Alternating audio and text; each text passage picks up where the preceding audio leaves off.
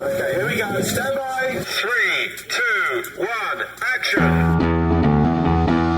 Assume nothing. Brash, bald-faced blasphemy. Question everything. I find it extremely hard to imagine. Open your eyes. It is quite all right to be an atheist. The fastest growing group of people in the country has been measured as being those who have no belief or who are atheists. You don't have to be apologetic or quiet about it. Challenge the opposition. You see religion on 100 fronts losing the argument. And start thinking. This is The Thinking Atheist Worldwide. Our broadcast today brought to you by NatureBox. NatureBox ships tasty and guilt-free snacks right to your front door with over 100 different flavors to choose from, like salt and pepper pistachios, white truffle popcorn, dried California peaches, and much more. You'll never get bored of snacking again. Try NatureBox for free. Go to naturebox.com/thinkingatheist. naturebox.com/thinkingatheist. On the podcast roster for the next couple of weeks, we've got some interesting shows. Next Tuesday is going to be a broadcast called My Family Thinks I'm Going to Hell. And this came up because lately I seem to be encountering so many stories of people who have parents or spouses, ex-spouses, children, whatever, who are freaked out at the idea that they're going to hell. You know, daddy's going to hell. Mommy's going to hell. My children are going to hell. And it causes many people to do some pretty crazy stuff. And it's also very hard on the apostate or the person who is not a believer in a religious family. Many of you know exactly what I'm talking about, and I take a lot of heat for spending a lot of time on this show talking about those who have escaped religious cultures, and I'm guilty. And it probably has something to do with my own story. I escaped fundamentalist Christianity, and so I may sort of knee-jerk that direction. I may sort of lean that direction because it's what resonates with me, and so if I've sort of front-loaded the show too much in that direction, I apologize. But that's something that's frequently on my mind because it's frequently in my email inbox. These are the stories I hear at conventions. Somebody says, my family is freaking out. They think I've lost my mind. They think the devil's in my heart and in my head. They think that I am certainly damned, and they're doing everything possible, driving me crazy doing it. They're doing everything possible to try to get the prodigal son or daughter home again. So we're going to talk about that. What's your experience been? What's your reaction been? How have you handled it? My family thinks I'm going to hell. If you have a story or an opinion on this, the email address to submit something is podcast@thethinkingatheist.com. On Tuesday, the 5th of May, we're going to have some fun with a topic called the weirdest websites in the world. I got the idea last week when a guy named Kyle emailed me with a crazy website, something like whale.to or something. I don't know. It's an anti-vaxxer site. It's an AIDS conspiracy site. It's a chemtrails site talking about things like the reptilians. I mean, just wow, just out there. And while we were doing the show, I think mid-show, I actually said we should do a whole broadcast about just batshit crazy websites out there. And that's exactly what we're going to do. And it's going to be a blast. They can be about religion or religious themes or topics. They can be about something else. But if you have a submission, a website that you've seen, and you actually thought, they can't be serious, this can't be real, is this a Poe or are they legitimate, that kind of thing, or just something wildly entertaining and perhaps even sacrilegious, you can send those to me. The email address again is podcast@thethinkingatheist.com, and that show's going to air in exactly 2 weeks. So that's going to be one I'm really looking forward to, especially in the wake of the heavy topic of next Tuesday. We'll get to brighten it up a bit the week after and have some laughs together. Right before that show airs on the 5th of May, I will be in Fullerton, California for the Free Thought Alliance Conference. And if you are anywhere near Fullerton, you ought to come out and see us. Tim Farley's going to be there, Nathan Phelps, Teresa McBain, Russell Glasser's going to be there, Ryan Bell, you know, the pastor, the Year Without God pastor, he's going to be speaking, and many others. And if you want to go and find out more about the event in Fullerton, that's the weekend of May the 3rd, you can go to freethoughtalliance.org. org, and you'll see the tab for the conference. You can click on that. Ironically, it looks like I'm doing 3 California trips in the next 60 days. It just sort of worked out that way. One is kind of a personal trip. I've got a friend who is ill. We're going to go out and see him over in the San Francisco area. I might try to hook up with the local free thought group out there and say hi while I'm in the neighborhood. It'd be great to see everybody. We're doing this one in Fullerton, early May. Looks like the last week of June is going to be a whirlwind. We've got San Jose, Sacramento, Riverside, San Diego, and I think 1 or 2 other cities may materialize that week. And, of course, a whole bunch of other tour stops. If you're curious, you can go to thethinkingatheist.com, click on the events tab, and you'll see the entire thing. And I just bring out a high-impact presentation. We have a ton of laughs. We hang out together. They are always a great time. And I'd love a chance to shake your hand if you're in one of the areas I'm going to be in here in 2015. thinkingatheist.com/events for all the details on that. Tonight is a recording that we did in Sydney, Australia during the Unholy Trinity Down Under tour. It's going to be the final piece of the puzzle and probably the last time I mention Australia for a while. I know a lot of folks are like, Australia, Australia, Australia. He's talked about it before he went. He talked about it while he was there. He's talking about it afterwards. Move on. And I sort of get that. But the experience was such a rich and amazing one that I felt it warranted attention, and I wanted to bring the audio back. So the last 3 nights have been the 3 speeches from the speakers, and then tonight is about a 90-minute exchange between myself, Aron, Matt Dillahunty, and the audience in Sydney, Australia. And they brought some great comments and questions, and I thought it would make for a great radio show tonight. We'll kick that off in about 60 seconds. But first, I would like to take a moment, if I may, and pay homage to the Greek yogurt pretzel at Nature Box. Now, Nature Box, as you know, has hundreds of great-tasting, healthy, satisfying snack options without all the artificial flavors, colors, sweeteners, the trans fats, the high-fructose corn syrup, the guilt. All of that is gone. Hundreds of snacks to choose from. And my favorites change from month to month. I've become a huge fan of the sriracha roasted cashews. I love the Big Island pineapple. The roasted Peruvian corn kernels are freaking delicious. But lately, for me, it has been the Greek yogurt pretzels that have stolen my heart. You catch that slight hint of sweet goodness in the Greek yogurt tanginess that smothers a crunchy yet fresh-tasting pretzel, just begging you to stop chewing for a second and let your mouth take communion with the tangy, sweet, and slightly salty goodness that is the Greek yogurt pretzel. It's really almost a religious experience for me. I love them. I love Nature Box. That's why they're on the show today, and I think you'll love them too. Free delivery right to your door. And right now, you can go to naturebox.com/thinkingatheist and start your free trial with 5 of their most popular snacks so you can experience it for yourself. Log on today and check them out. naturebox.com/thinkingatheist. And here is the Q&A from Sydney, Australia on the 14th of March, 2015 with myself, Aron Matt Dillahunty, and the Unholy Trinity Down Under tour.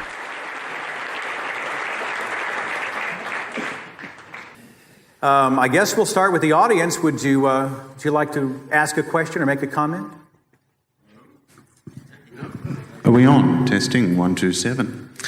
Rightio, what we'll do, we've only got one mic, so anyone who would like to ask a short, sharp, concise question, pop down, join, make a little line down here and in that aisle there as well, and I'll bounce back and forth and pass you a microphone. We'll try to be brief. I think, I'm not sure what our cutoff is. I'm gauging around 9 or so, but we'll just go and do what we can for as quickly as we can here. 45 minutes. Okie dokes. What's your name? Shauna.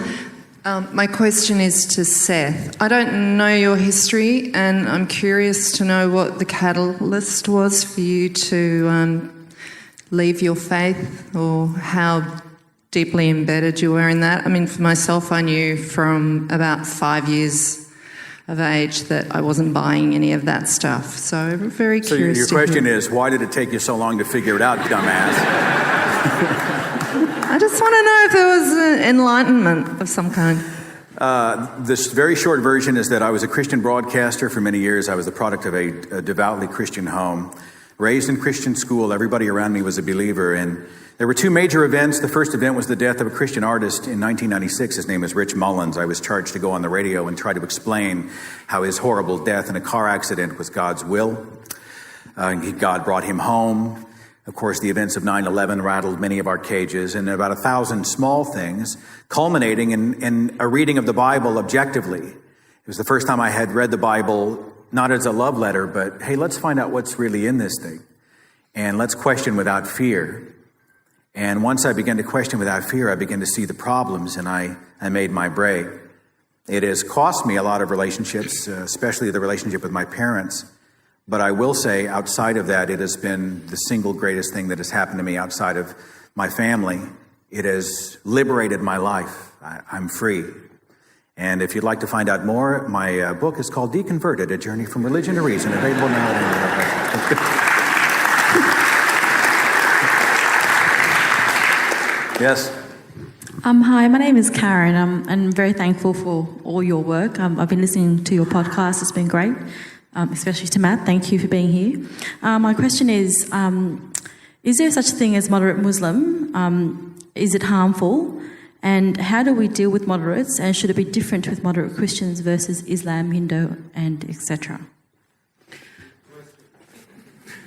I think that there's moderates for every religion, and it seems to be that the moderate or the reasonable ones are the ones that don't hold to all of it. They've left a lot of it behind, and so they call themselves moderate or reasonable based on how little of their faith they're still cling to and versus how much of it they now reject.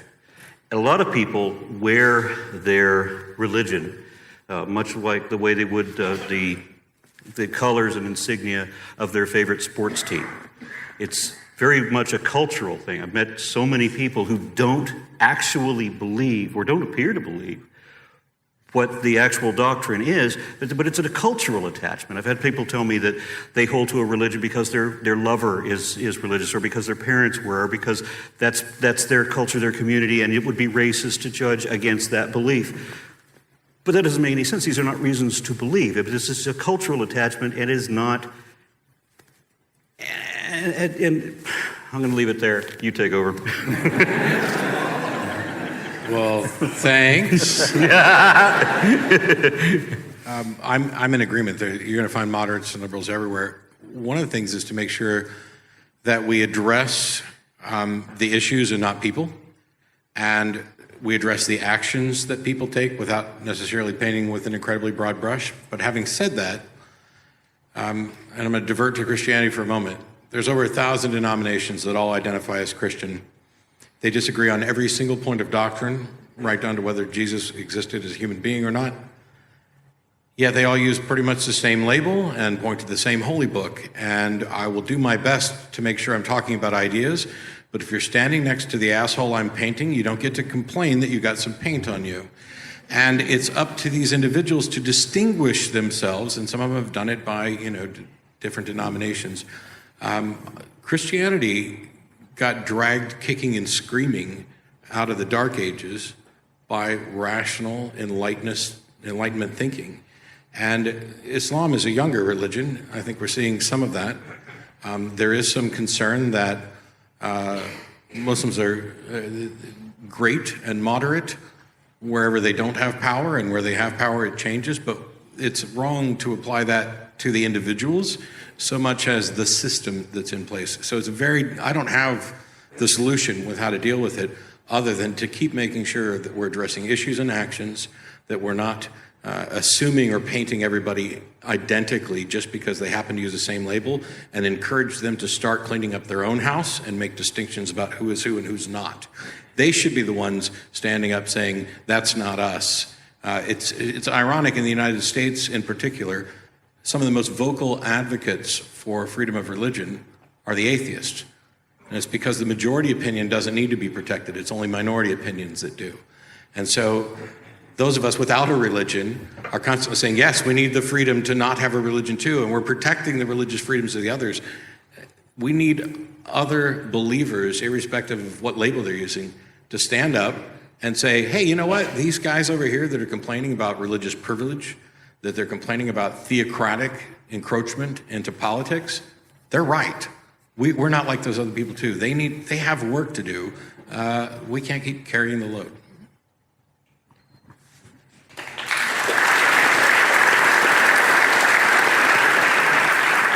Hi, thanks for your presentations.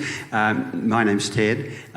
If the invention of God is an attempt to explain why we're here, basically, wouldn't agnosticism be a more proper intellectual position than atheism? If I may, most atheists are agnostic. Agnosticism means without knowledge, and really, if you think about it, nobody has knowledge of the supernatural, if that's one way of putting it.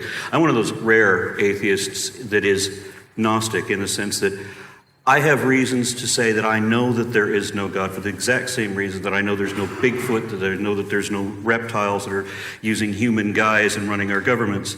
These are all preposterous ideas that are not supported by anything. They are impossible according to the laws of physics because they all defy the laws of physics. That's what a miracle is. It's something that defies natural laws. And therefore, I don't have it's more than not having a reason to believe in God. We have all the failed prophecies. We have all these things that religion says that we can either not show as actually true or which we can prove are not true. And religion has a perfect failure rate on absolutely everything, so I can't believe a word of it. There's also confusion about the labels themselves. I mean, agnostic and atheist are not mutually exclusive. One of them addresses belief, the other addresses knowledge, as he was saying. The example that I've used over and over again is the courtroom example, where God is being accused of existing, the prosecution is making the case, and you're on the jury. And if you are convinced that they've met their burden of proof, then you vote God guilty of existing.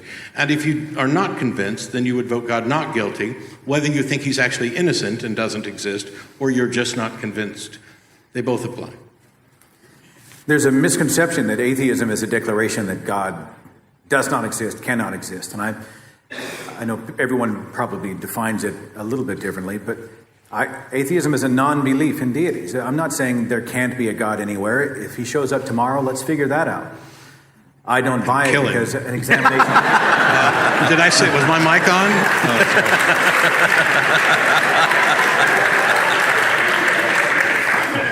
No, people will often say, how can you have the arrogance to say that no God can exist? I'm like, no, that's not what I'm saying. I'm saying I don't believe because the evidence simply is not there. We've got tons of declarations and personal experience claims and anecdotal evidence, blah, blah, blah. And the same people that tell me that I can't say that there's no God will confidently say that the gods of other religions are of the devil. How can you? If I can't know this, you can't know that. We can disprove specific gods that are claimed in specific books. You can go into the God of the Bible. You can go into where specific claims are made and can be measured and disproven. You can say, no, they don't exist.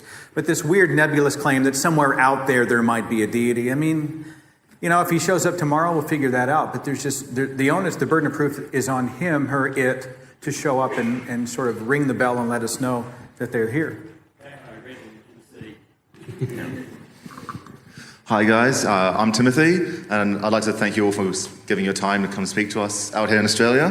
Thanks. We've heard a lot tonight about atheist activism and its importance, particularly in the social and political arenas.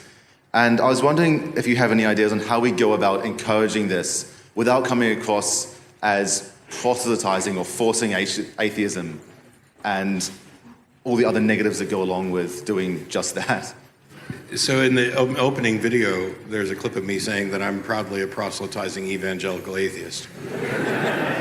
And I am. Here's the thing. On the TV show, I don't make outgoing calls. I let people call me. I have the conversation with the people who want it. I don't go door to door. Have you stopped believing in Jesus? I can help you.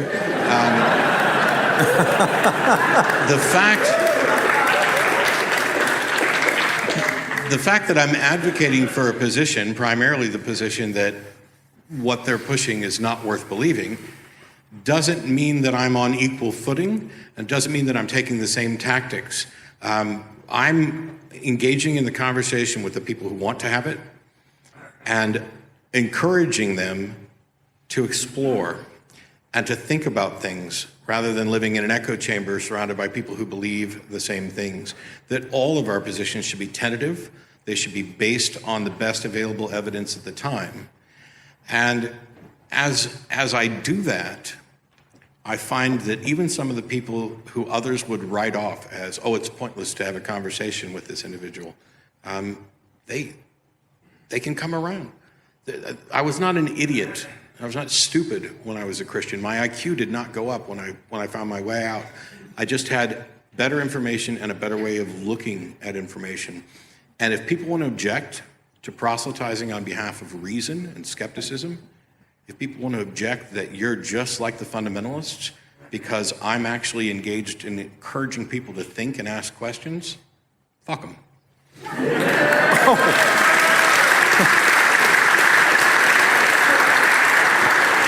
I guess that's okay. I mean, all right, I have to look at things from a scientific perspective. If you want to understand things, then you're not going to make empty assertions. You're not going to state as fact what is not evidently true. That is what all religions do, and that is dishonest. I mean, every claim that religion makes is either not evidently true or it's evidently not true. What we would advocate is for people to only state as fact, state as truth, what you can actually show to be true. If religion is true, show me that religion is true. If religion is not evidently true, don't pretend that it is. If people would just be honest, then this conversation wouldn't have to take place, or it wouldn't be a confrontation anyway. Why are you so angry? Why are you so angry? Somebody must have hurt you along the way. Somebody wounded you, and you just met those people don't represent my faith. They don't represent my Jesus. I got to tell you, you're right. You're right. And what happened to me was that I was a little kid and I was watching what I thought was a science documentary that was talking about Loch Ness Monster, Bigfoot, spirit photography, all these kinds of things. And it's, you know how the History Channel has been lately? I'm sitting here watching this thinking this is true. I get outraged when people lie to me. I think everybody should. And people ask me, why do you not go to church? I don't go to church because I don't like to be lied to. And that's what happens.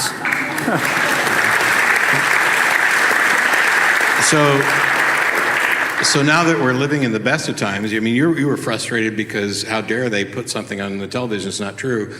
I wanted to let you know we have the internet now and everything is true. And he makes a good point, or there is a good point to be found in here, because a lot of people tell me that you can't trust what you see on the internet.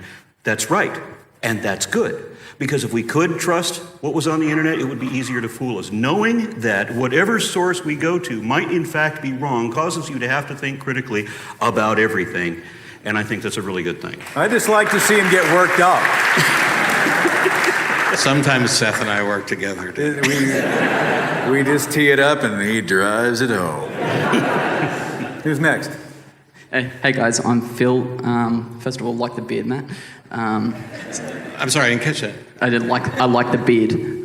Oh, thank you. It used to be pink. Anybody see that? Yeah. Wow.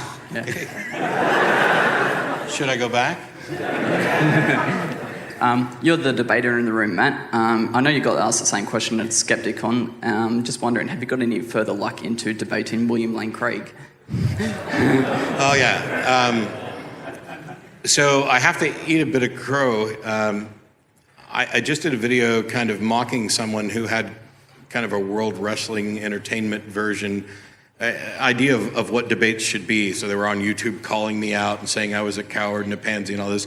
And I talked about how unprofessional it was. And then I was reminded that that's pretty much what I did to Craig at Skepticon.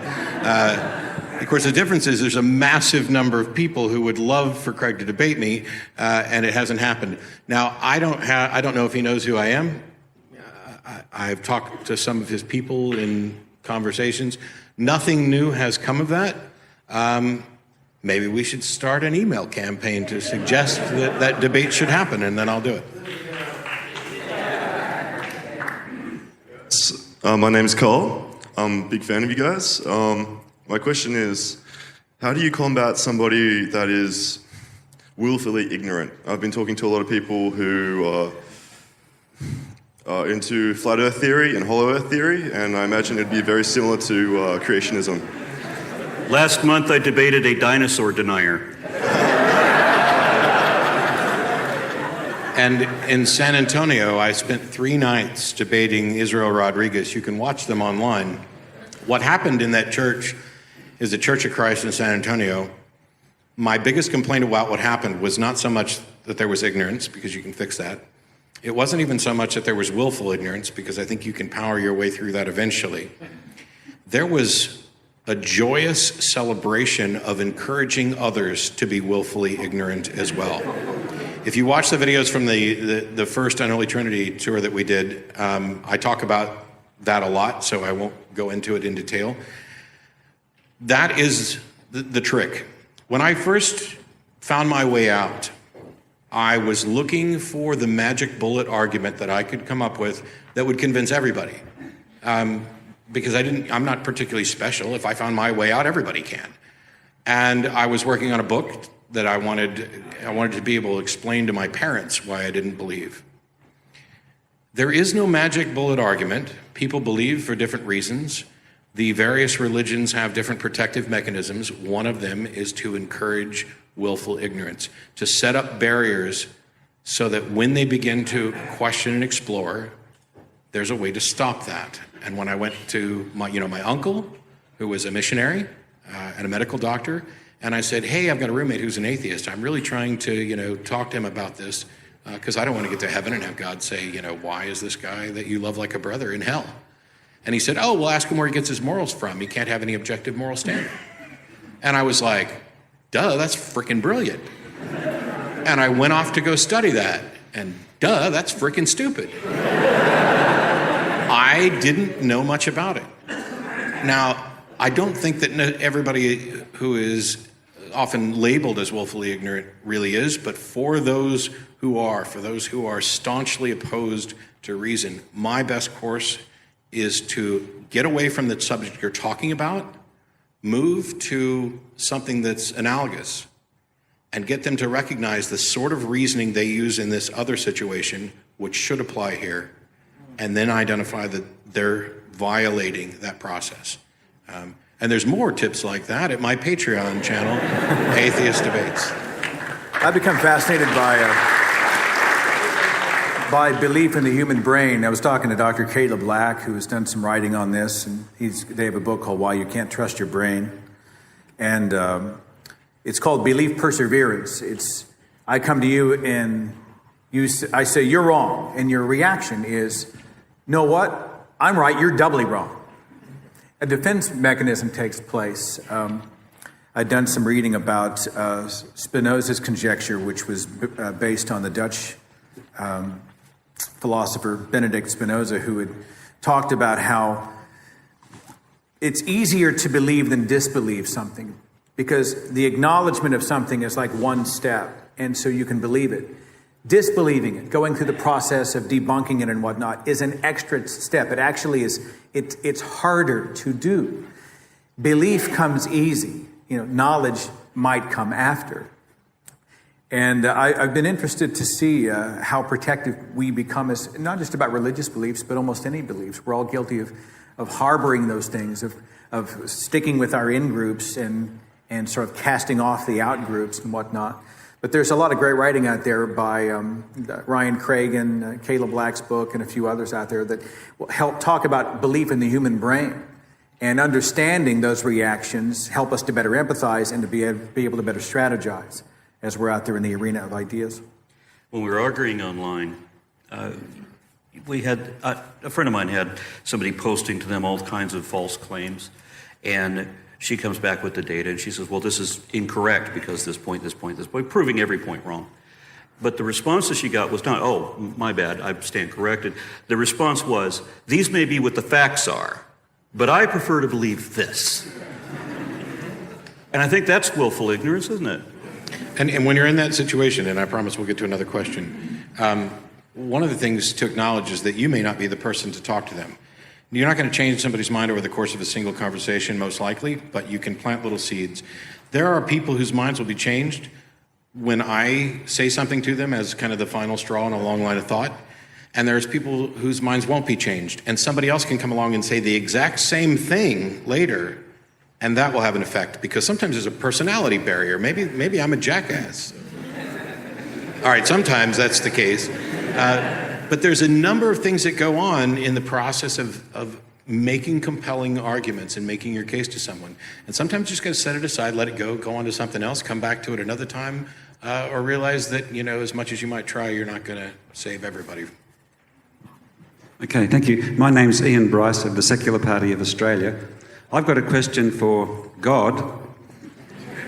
Now, we all know that the universe...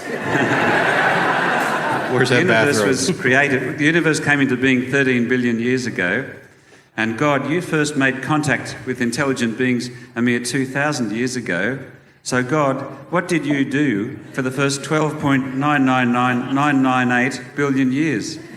Well, first of all, I only made it look like it was billions of years. It was 6 days. And by the way, 1,000 years is like a blink of the eye to me.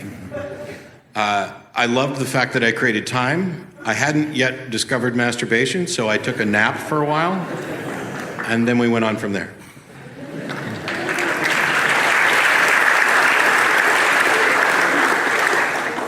Hi, my name is Matthew. Big fan of you guys. So I grew up in Poland, and it's a very conservative Catholic country.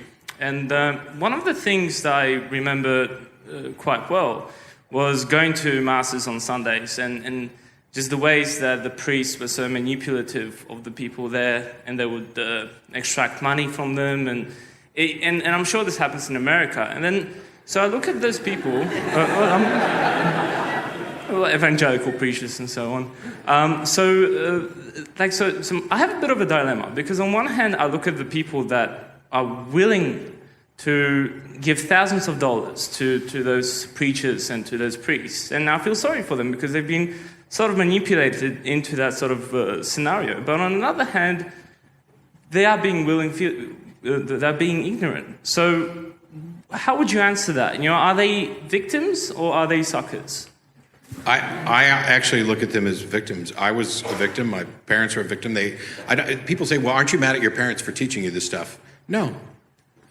They succumbed to the same irrational thinking that they were raised with. They tried to raise me the best way they knew how. There's a limit to how much I can fault them. I think that once they've been presented with the evidence, it's very disappointing that they might continue to believe that.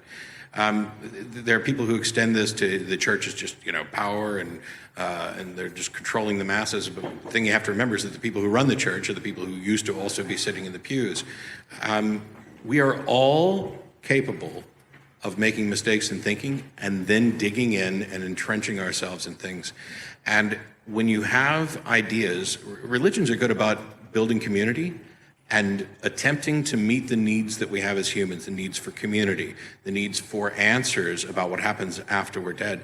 It's completely understandable to me that somebody would believe, as I did and as others have, rather than be frustrated by not knowing. And I don't necessarily view them as victims in a pity sense, but they are victims of our brains and the way our brains make mistakes and the way we as a community reinforce those mistakes. The Bible says that the fool saith in his heart that there is no God. And it's not surprising that the Bible says that, because every other definitive source says that a fool is someone who too readily accepts improbable claims by credulous people on insufficient evidence. And that's what the Bible needs. So these people who believe in God are actually, by the definition in dictionaries, the fools. They have been fooled. And as I mentioned in my presentation, I consider it fraud when you are extorting money and support from people for financial or political gain and deceiving them in the process. It's interesting to see that because if I'm hearing it right, you take a little bit of a softer approach. Would that be accurate, Matt? I mean, not a softer on religion, but as far as seeing the people as victims, and you just see them as crazy. Is that? Do you think that's right? I know that both of you were once devout believers, and look who you are now. And this remains present in my mind. It wasn't always this way. When I talk to people, I might blame them for holding ridiculous ideas, but now I understand. I have a better understanding, at least. So when I'm attacking somebody's beliefs, I'm certain that I might be talking to the next. Seth and the next Matt. And so I want to encourage an understanding from that person. And it's easy to do in face-to-face conversations. Don't try it on the internet. I've always said if there is a hell, it is the YouTube comment section. Where discourse goes to die. Who's next? I will say, while we're getting to the next one, I'm so sorry. Some of us like to talk, and I am all of us. Talking about the Catholic Church and things like that, where there's money, maybe prosperity gospel stuff, where they're exploiting people, I'm much harder on the people who are doing the exploiting, because if you're going to be in that position of power where you have authority over people, I think you have a moral obligation to have educated yourself to the point where you should now be representing the truth and not representing your opinions as if they are true.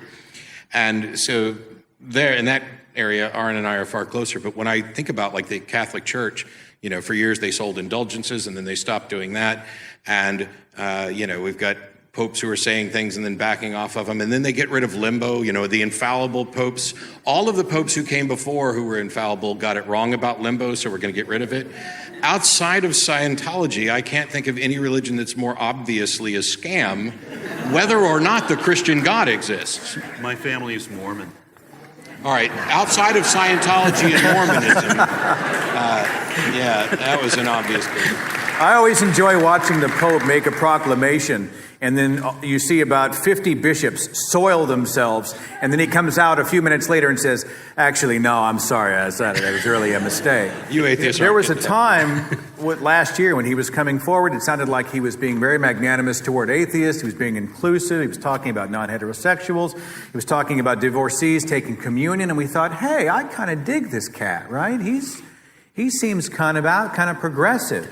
And then, after the new year, he just went batshit crazy and really was a regression of all the supposed progress that we have seen. He's talking about exorcism. He's going back to talking about marriage and a man and a woman and all those other types of things.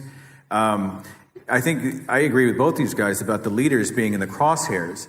What's tragic, I think, is that many of the people who are receiving the message are inhibited by fear.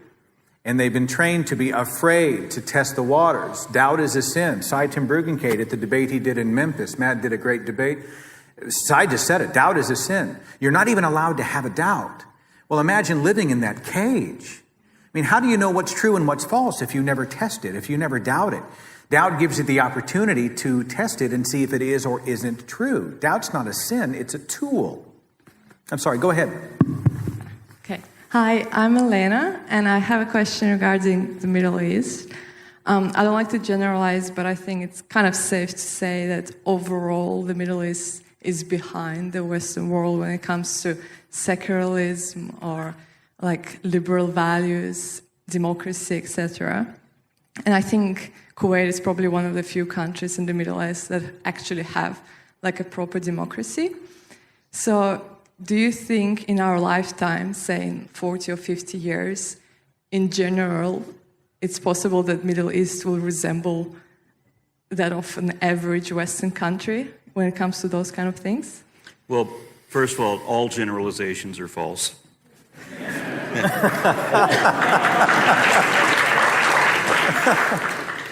We're going to see more progress from, as he was talking about Islam as a younger religion, we're going to see more progress or at a faster rate than we did with Christianity because we have faster means of communication, we have better technology for that. It is an easier thing to do to find out what's right and wrong. I've talked with a number of people who, like, for example, I recently interviewed someone who escaped from Kuwait from a life sentence of being disobedient to her husband, and so she was given a life sentence of house arrest under his rule, and she got away from that. She said that here in the I forget what country I'm in. As the president of the Atheist Community of Australia. That in countries where Sharia law is just a word, and it's not actually the force of government, that you have an increase in Islam converts. But within countries that are ruled by Sharia, you actually have, according to her, a deterioration because people understand that they're not able to say anything. And if you post something on your Facebook, it might be the death of you, or you might receive 50 lashes a week. People notice these things. And so eventually we're going to see change. And as I said, it took centuries for Christianity to come around, but it's not going to take that long for the Islamic nations. In a nuclear world, I don't think it can take that long. You know, I mean, Christianity's enlightenment over hundreds of years. And people are saying, well, Islam will get there eventually. And I was talking to Faisal Saeed al-Mutar of the global secular humanist movement, and he's like, you know, we live in an age when ISIS would love to get their hands on a nuke. You know, if they could wipe out 600 million people, they would, and they would do so. The weapons of mass destruction did not exist back in the medieval times, 13th, 14th century and whatnot. So not only will it change, or hopefully it will change, it must change because we simply don't have that long to wait for the Enlightenment in Islam to happen. We also have great access to people like Ayn Hirsi Ali and Maryam Namazi and the Council of Ex-Muslims that are making great strides. So I'm very optimistic that the faster-paced world will get us there. I can't make predictions about the future without my bathrobe, dressing gown. Yeah, sorry. But I am incredibly optimistic, both with regard to my country and the world. And a lot of it has to do with the things that Seth talked about in his talk. Thanks. Amen, brother. Amen. Who's next? Hi, my name's Aron. My question relates to something that I've been noticing a lot since I sort of came out. This tendency for the religious to sort of say, you know, how Dawkins is our God and evolution's our belief system, and their books are our Bibles, and dare I say it, atheism's just another religion. What do you guys think is the source of this? Is it just projection, or is there something a bit deeper, do you think?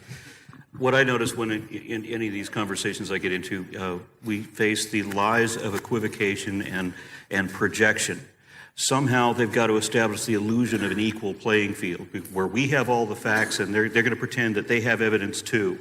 Or if they have faith, then they're going to say, well, you have faith too. And it seems like they know that faith is a bad thing.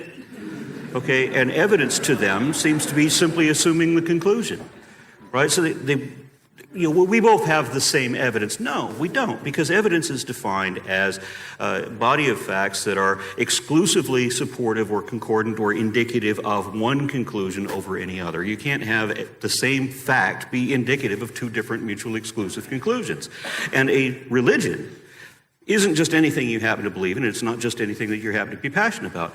Religions, all of them that are universally accepted as religions, are a faith-based belief system which concerns the idea that some element of self, be it a soul or memories or past life remembrance or what have you, can somehow survive the death of the physical body and continue. And this applies even to Buddhists who say that they're not really a religion and don't believe these things, and then 10 minutes later say that they do.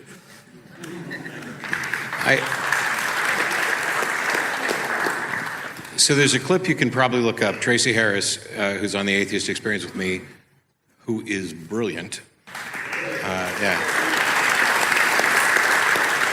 I can't even do her quote actually justice here, but it's something along the lines of, wait a minute, I just said that what you believe is bad, and your response is that mine's bad too?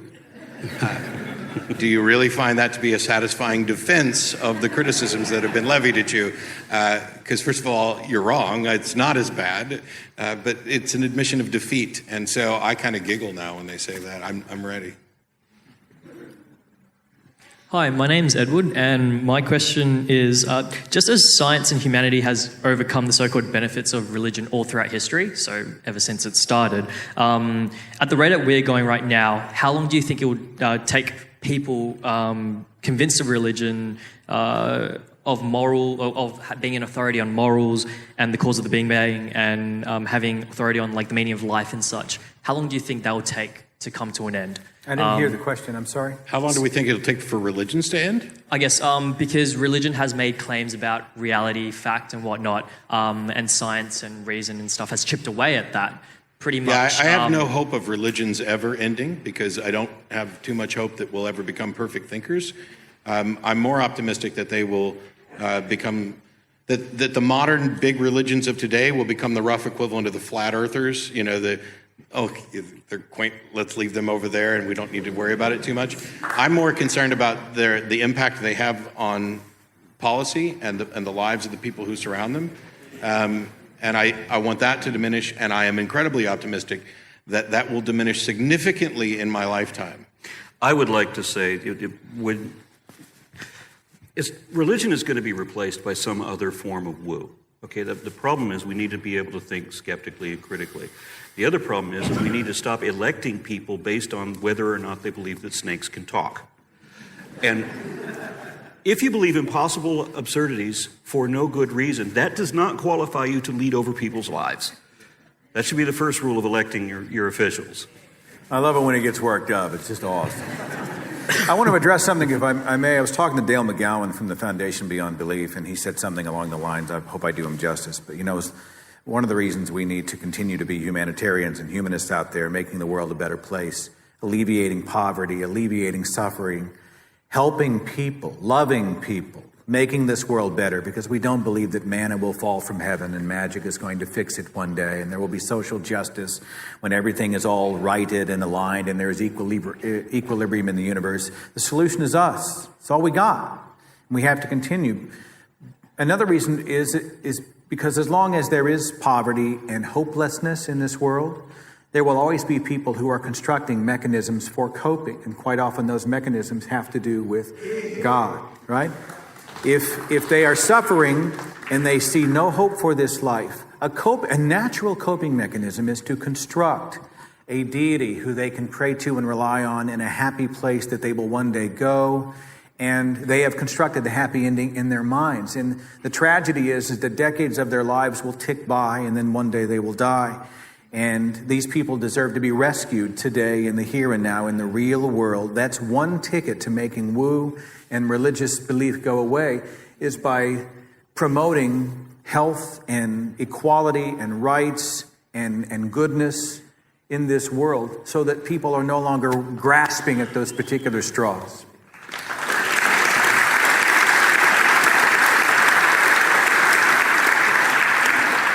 And talking about the reasons that people believe in religions preying on fears. I did a talk in Illinois, and there were a couple of young Catholic guys in the back who, after asking me which worldview was more beautiful, theirs or mine, and I explained I don't give a damn which one you think is more beautiful, I care about what's true, they followed up with this common fear, which is, well, under their beliefs, they thought it was going to be more just, because under mine, someone could lead a terrible life and commit all kinds of crimes and ultimately get away with it, and there would be no ultimate sense of justice. And under theirs, there could be justice.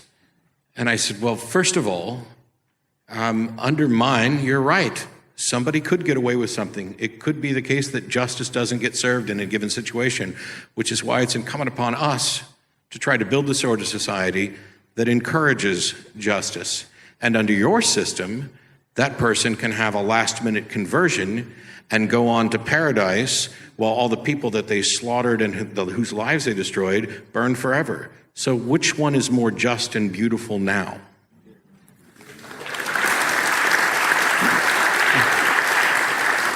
Hello, my name is Schwarzkopf.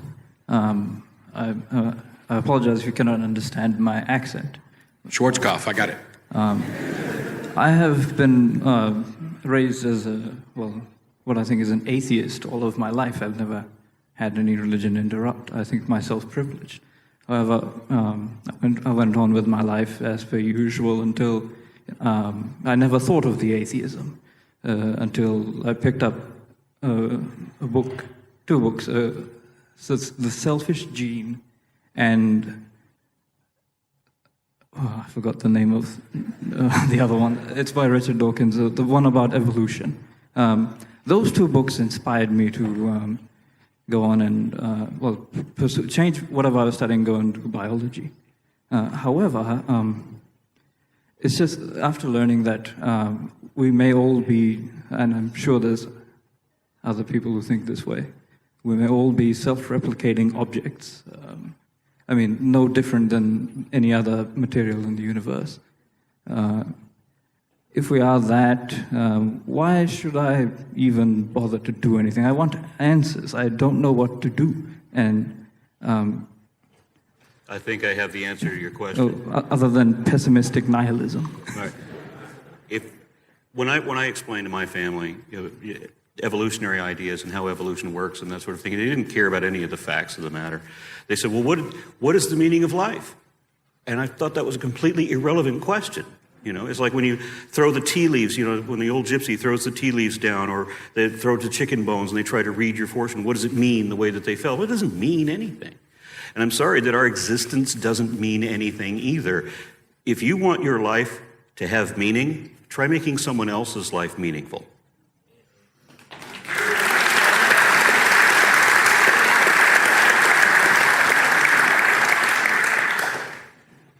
Hi guys, my name's Nick Andrew.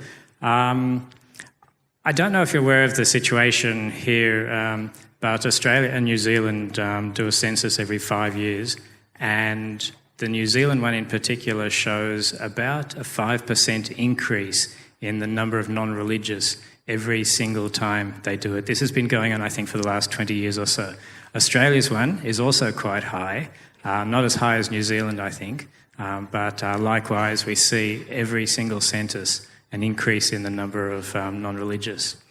Now, I recall a video that the Monty Python crew did back in the 70s, a TV interview, and that was the life of Brian against a couple of religious dudes whose names I don't recall. But that video is indicative to me of the sheer arrogance and undeserved privilege that the religious leaders used back in the day. But nowadays we can openly criticise them, and they don't get such undeserved respect. So I wanted to get your feeling, if you think that religion is going to suffer a sort of a collapse of support over the next few years.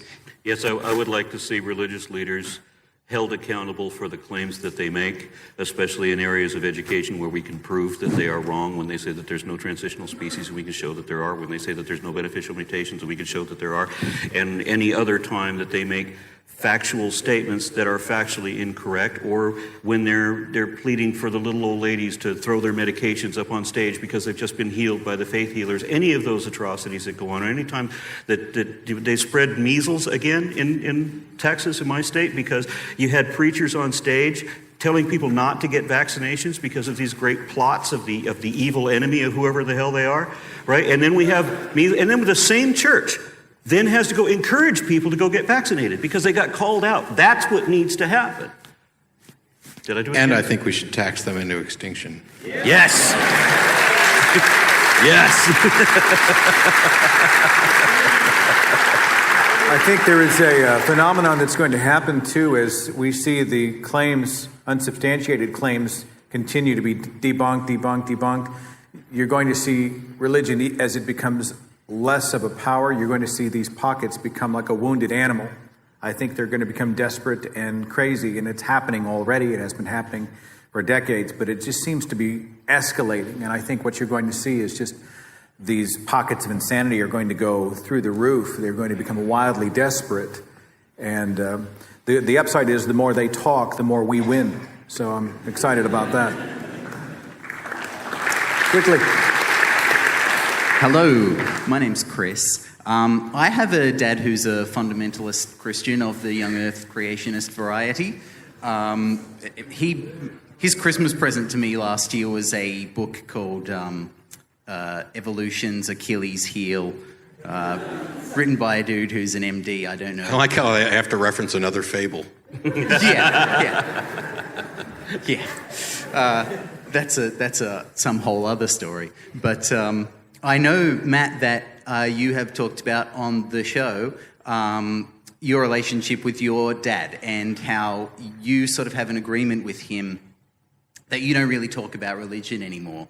I have a slight problem. I'd kind of love to do that with my dad because it's hard to talk to him about religion, except he kind of doesn't talk about anything else. And I feel like it doesn't matter what conversation I try to have with him, he will bring God into it somehow and why I should believe it too. So I just wonder if any of you have any suggestions as to how I might tactically steer away from this conversation or get him talking about something else for once. So, thank you. I'll tell you what happened.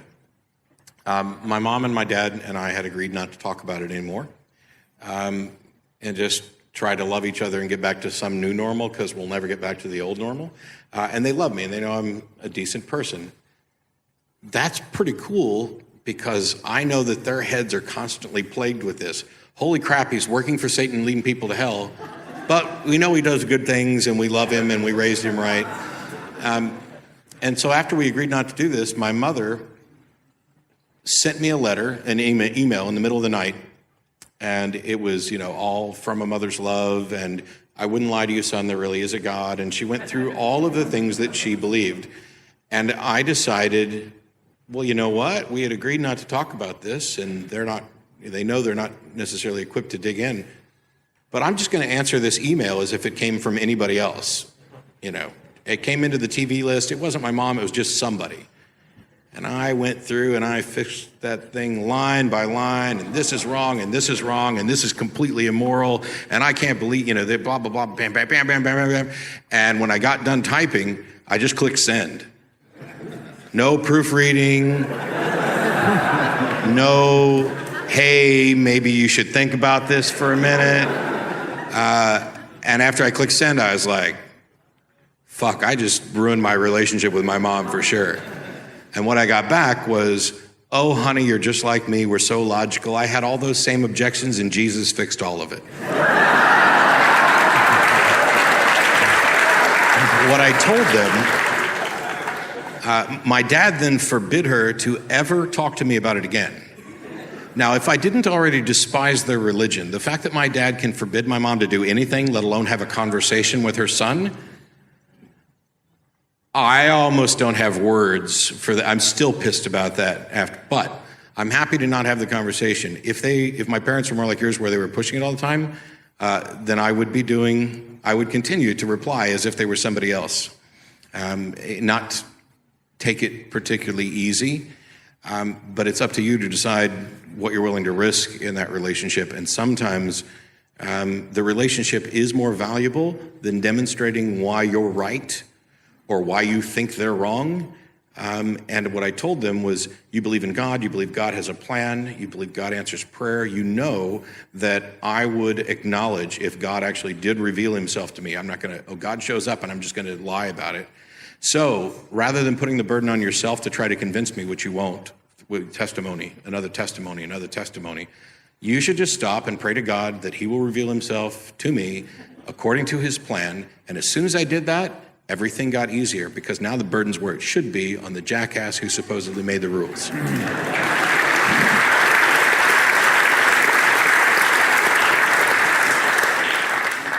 My family knows that we can have that conversation anytime they're ready.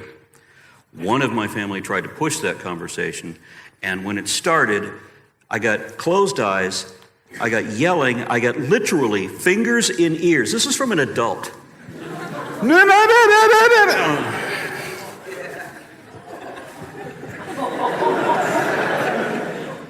I had somebody, this family member called over the Mormon missionaries because I was told that I was criticizing something I didn't know about, and I needed to know what they really believed, because I had heard from other people what Mormons believe, and I never called myself a Mormon myself.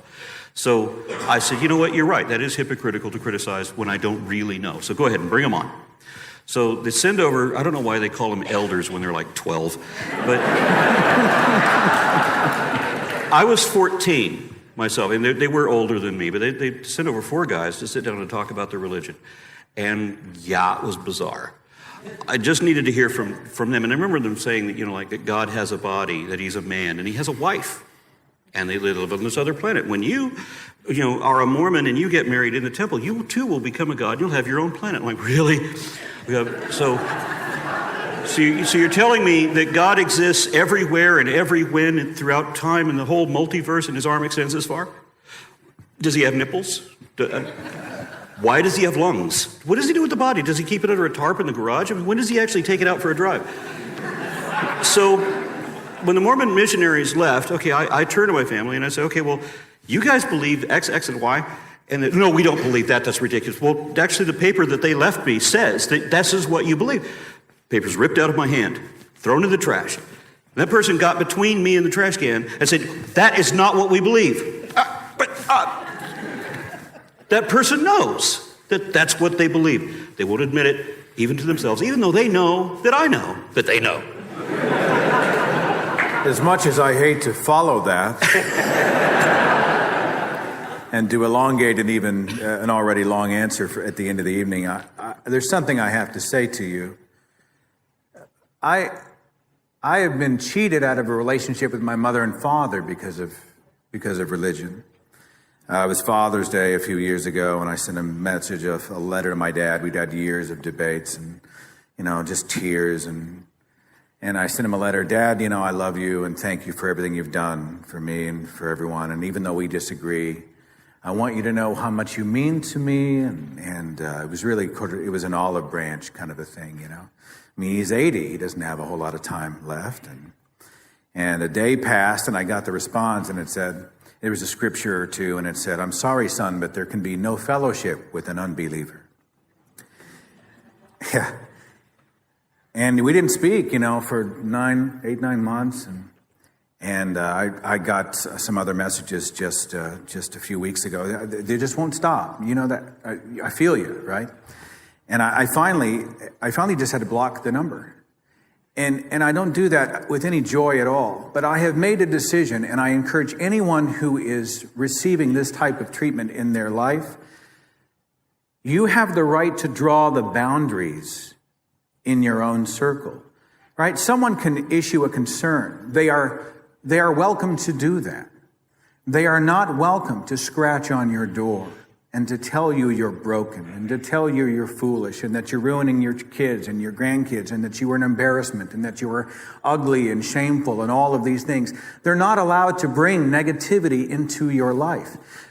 Related, not related, mother, father, sibling, spouse, they do not have permission to bring negativity and inject it constantly into your life. And if they won't respect those boundaries, you have every right, as tragic as it is, to say, if you cannot abide by the guidelines I've set, if we cannot disagree here and celebrate all the other stuff that we do have in common, I must exclude you from my life, because I want to surround myself with positive people and positive things. And honestly, family acts like family, and many times family will become the family you choose if you have to. I hope it doesn't come to that for you. But understand that if you get to a point where they play the family card, they're not allowed to infect you and to tell you that you are broken. And if you have to, just remember as you look around, there's plenty of family for you in this room, okay?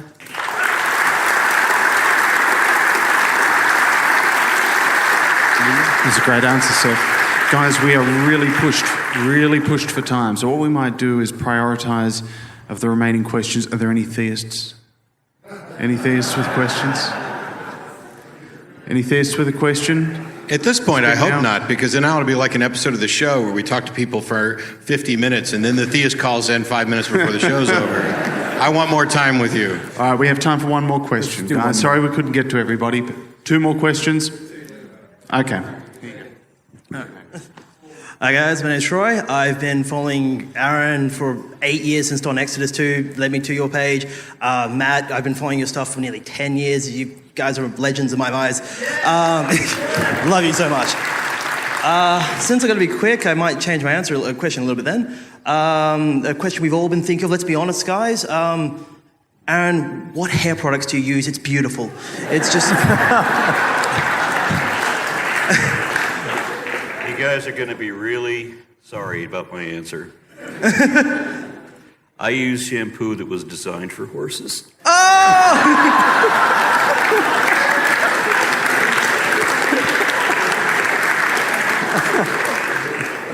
I'll ask a quick real question then, sorry guys.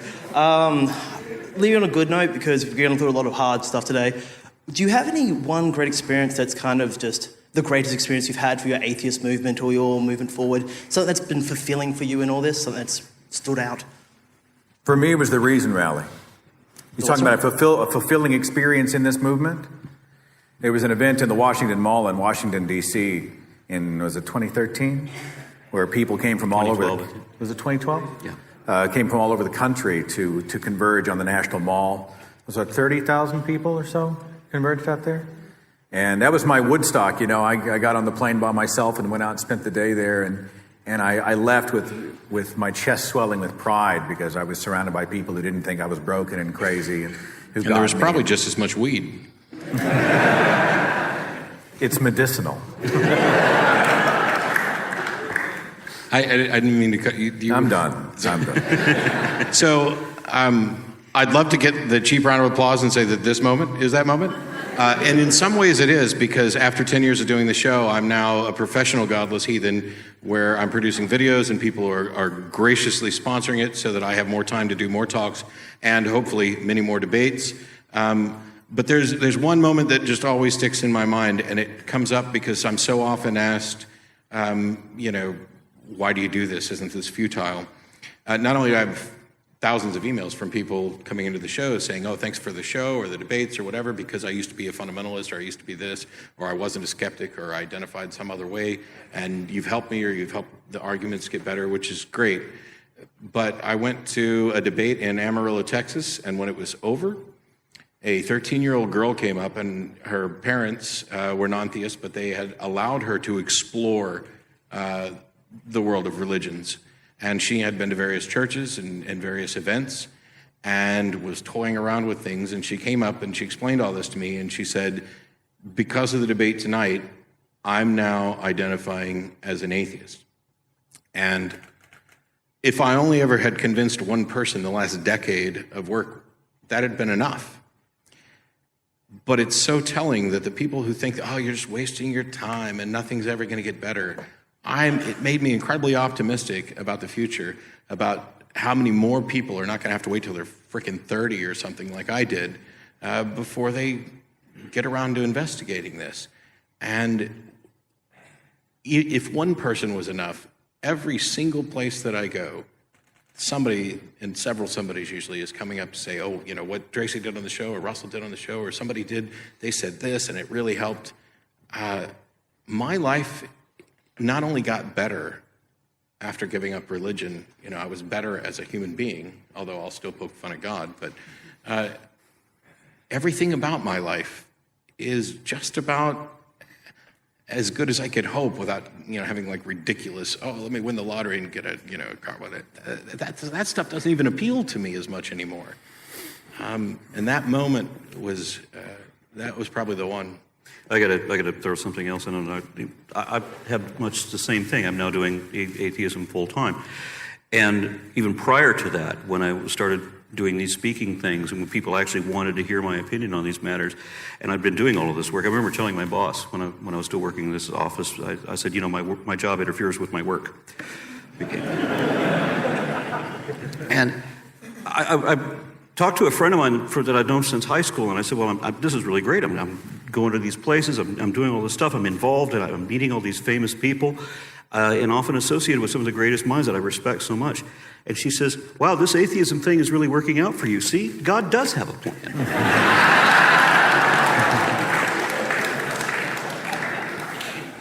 I'm David. I guess my question might be a bit long, but quick answer's good. It was mainly about things related to atheism, but not atheism. So something I'm sure Seth and Matt might relate, growing up in a Christian background like myself. But when you learn about another topic and then you realise it clashes with your atheist views and you probably didn't realise that topic clashed. My example was I studied creativity and found out when we first walked in that most people hold the belief that creativity is a gift from God. And I had never really even thought about the topic, but then that course sort of delved into the aspects of it. My question basically is, are there things like that you might have experienced where you suddenly realised you held a belief that you hadn't even thought about and it conflicted with the fact you were saying you were an atheist? Yeah, I'm not going to get into specifics. The short answer, because I know you've been waiting forever and I want to get to you. I know we said 2, but I think she thought she was the second one.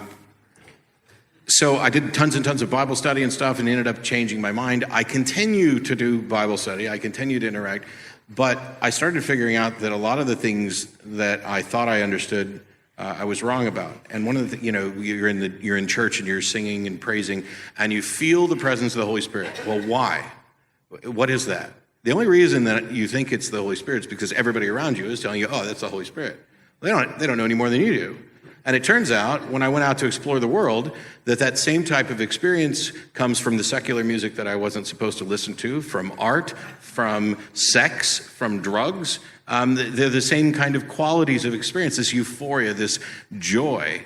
And that prompted me to start investigating all of the other positions I have. There are things that I changed my mind on, like feminism, like abortion rights, all sorts. There are things that I haven't changed my mind on, like it's wrong to kill people and own people. It's incredibly liberating to be able to actually think and consider these things.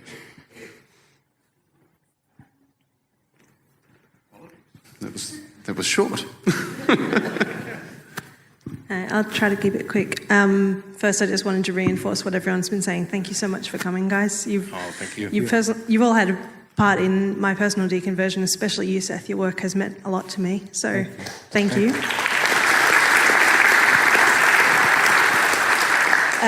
It was mentioned earlier that the main thing we would lose if religion disappeared was comic material for comedians and wonderful speakers like yourselves. I don't know if I'm alone in the room saying we could say the same about our current government.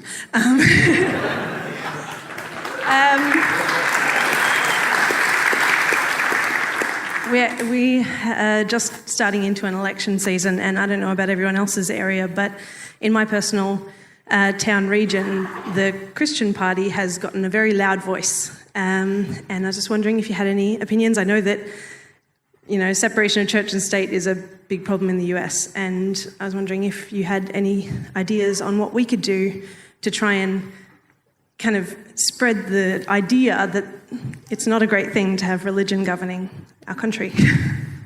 I'm of the opinion, and I'm just one opinion of many, that it is not a top-down solution. I honestly think the solution to falsehoods, religious falsehoods promoted in government is not we start with trying to elect secular people, or I think a sea change must happen in the culture. The highest offices in the land will not really change unless the constituency that they reflect changes. And I would like to see that sort of happen first. That's sort of my perspective. I'd like to add to that the religious groups, the churches are tax exempt because they're not supposed to lobby, but they do. They all do, right, as so far as I know. I mean, and many of them very overtly.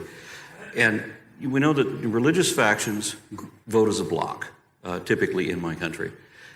And we had a devastatingly bad election season for 2 reasons. One, the religious are lobbied together this way, unified. And we had a whole lot of people, I think 60% of our populace, that decided that their vote didn't count. That's an overwhelming majority that said their vote didn't count. And this showed that their vote really would have counted had there been a vote to count. So please vote. And I will do really short.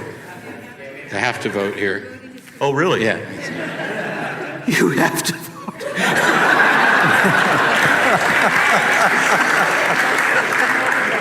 So Aron didn't get the pamphlet about studying up for Australia. No. I will say, you're looking for some way to potentially solve this. I don't know if what I'm going to suggest is as valuable here as it is in my country. And that is be out and participate and challenge these things. First of all, it's very difficult for people to vilify and other members of a group who they know and like, and finding out that your next door neighbor who you've liked for 20 years has a very different opinion from you on the matter of religion or any other thing is enlightening. And it challenges people to say, hey, wait a minute, this person's not evil. It's the problem that I talked about my parents having to go through in their head, reconciling me working with Satan with generally being a decent guy. And, all right, mostly a decent guy. But being out changes all kinds of things. And it may be easier here, and you may not deal with some of the same hardcore fundamentalist issues on a regular basis that we do, but it's still important. And that, like I alluded to earlier, the reason that we do this is to try to encourage communities to not just have fun, don't just get your fix of atheism and go back home, but to actually get involved and participate, because groups like the AFA have positions and are trying to build the sort of coalition that can actually work to actively stop the things that you were asking about.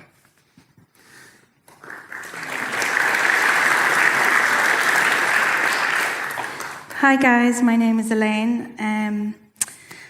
I've been in the process of unbelieving for a number of years now, for many reasons, but they're more to do with my values and beliefs clashing with religion, and I think also an embodied feeling of disgust about religion.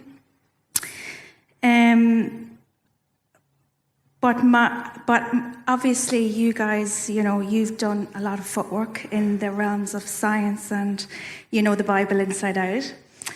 My knowledge of the Bible is actually really poor, even though I was raised Catholic.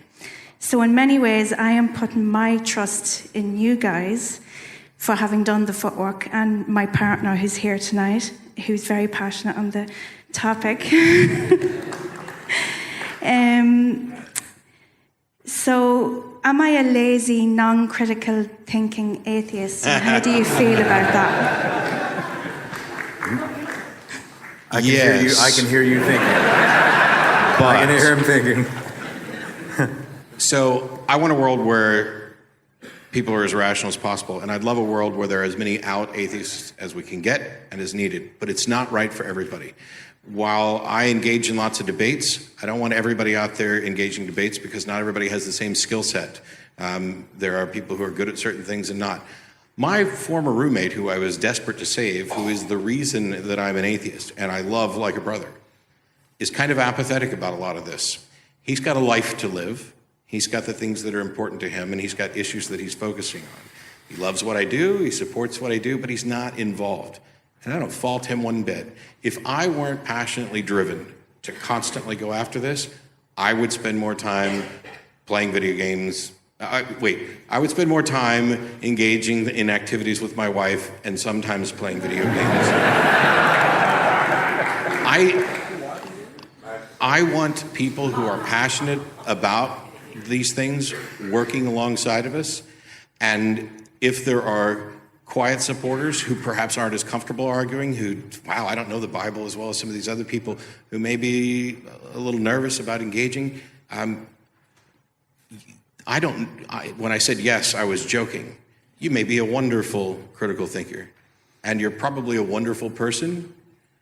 And when I talked about getting involved, there are other ways of getting involved, which involves supporting the organizations, making sure that you're voting in accordance with the things that you want and those things.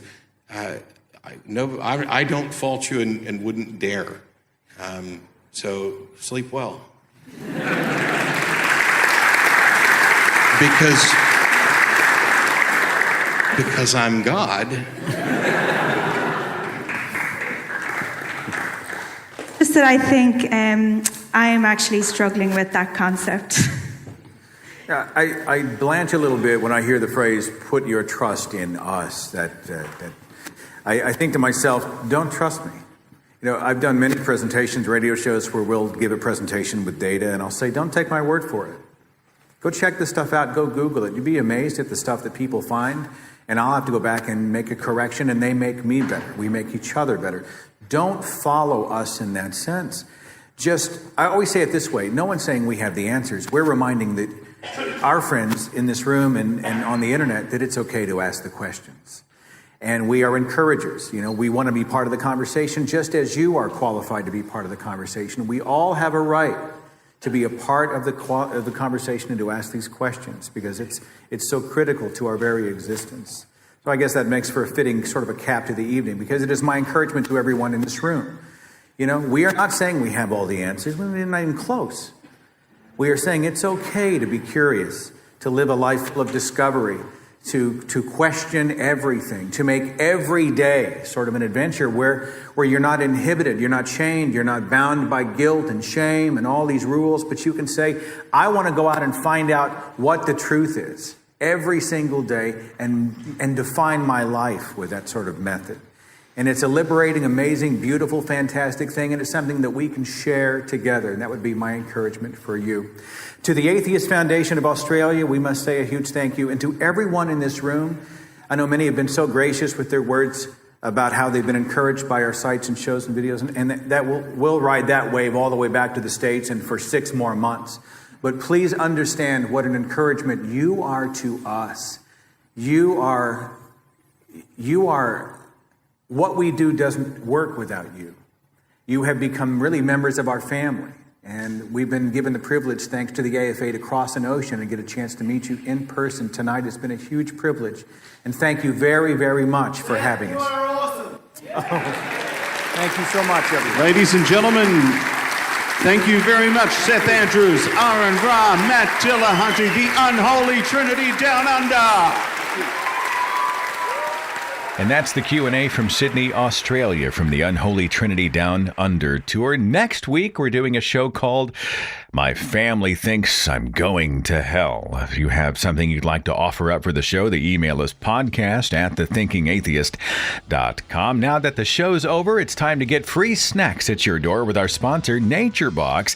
Over 100 different options to choose from, the bold flavors you crave, and you can feel smarter about snacking. So log on, check it out tonight. naturebox.com/thinkingatheist to start your free trial. naturebox.com/thinkingatheist. Follow The Thinking Atheist on Facebook and Twitter. Watch dozens of original videos on the Thinking Atheist YouTube channel. And visit our website for resources, links, contact information, the editor's blog, and more. thethinkingatheist.com.